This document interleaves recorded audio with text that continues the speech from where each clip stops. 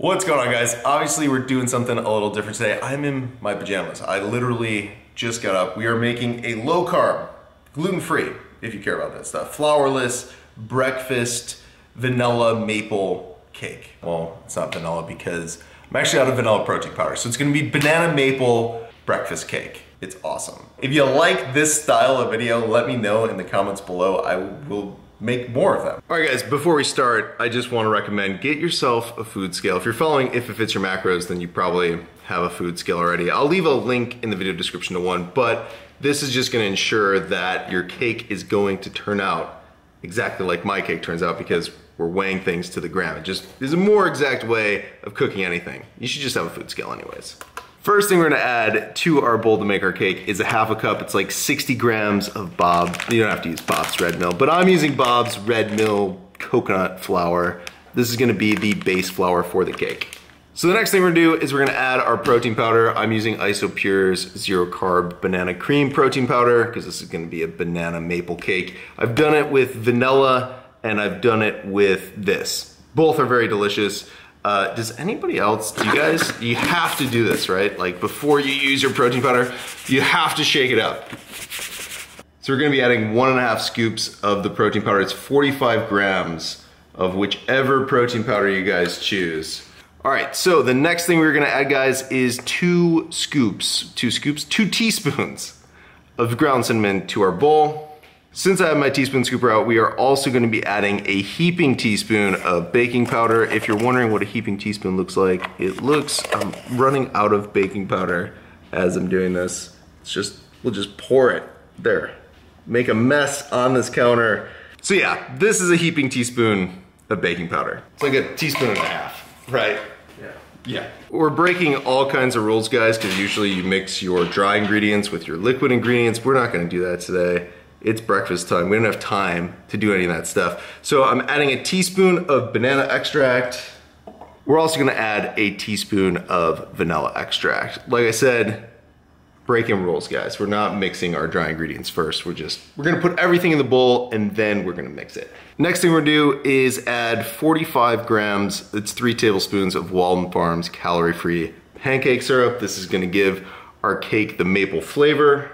So typically coconut flour, anything is super dry. How we are gonna combat that, and actually this cake is going to be super moist, is we're gonna use a lot of applesauce. I'm using 250 grams, it's like a cup of applesauce. It's true, we're not using bananas to moisten our cake. You probably could, but I just wanted to save carbs, and actually applesauce has like half the carbs, or ish. This is a lot less carbs than a banana does per 100 grams. So I'm gonna add the last ingredient, which is 4 egg whites or 140 grams of egg substitute. It's not the last ingredient, dude. We needed 2 eggs as well. Yeah. I need to follow my instructions better. Sorry for the confusion, guys. We're just breaking whole eggs into this bowl. Like a pro, dude. Like a pro. I don't know why I'm still holding my whisk. You can really smell the cinnamon. This actually smells delicious. Can you smell this? I can. Can you? You getting excited? I'm getting hungry. I'm getting excited. I'm getting hungry. I've switched to a spatula, guys, and you want to make sure that you really stir this well, because the protein powder can sometimes have a hard time dissolving in everything, and you don't want chunks of like protein powder undissolved in your cake. It's not a good surprise. It's not a good cake surprise. All right, so our batter is well mixed. I've got an 9 by 9 inch? This is 9-inch cake pan. Gonna spray it with high quality baking spray. This is the best stuff, guys. If you can find this in your grocery store, highly recommend getting the coconut spray oil by Spectrum. So good. You wanna make sure that you really coat your pan with this. There we go. And then just add the batter to the pan. Now you're gonna wanna take your spatula and just even this out over the base of your cake tin. All right, so once you've leveled out your cake with your spatula, you can throw this in the oven at 350 degrees. I just looked at that spatula. That was delicious. We're gonna take our cake, put it in our oven. Our oven is preheated. to 350.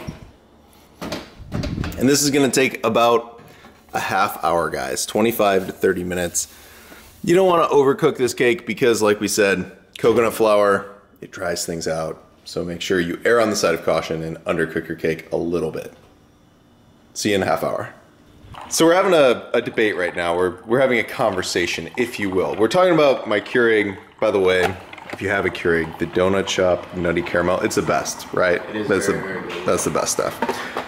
If you set your Keurig to 4, 6, or 8 ounces, Paul thinks it's all the same caffeine, It's all right? the same, yeah.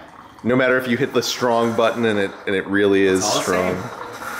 But I think it's a little tastier if you do the lower, the 6 or the 4 on your Keurig. I think it actually comes out more like super nutty caramelly.